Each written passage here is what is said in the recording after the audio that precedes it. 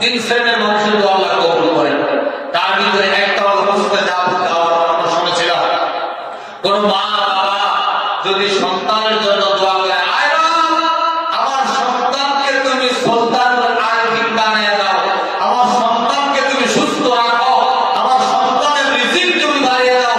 কোন মা এবং বাবা যদি সন্তানের জন্য এই দোয়া করে, ওই দোয়ার ভিতরে কোনো পর্দা থাকে না, মুস্তাজাবুদ দাওয়াত, আল্লাহ তার দোয়াকে কবুল করেন। সুবহানাল্লাহ।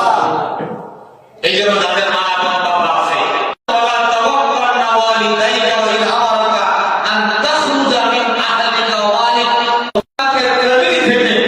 তোমার পরিবার থেকে সম্পদ থেকে তোমাকে বের করে দেয়, তারপর তুমি তোমার মা এবং বাবার সাথে নাফরমানি করিও না।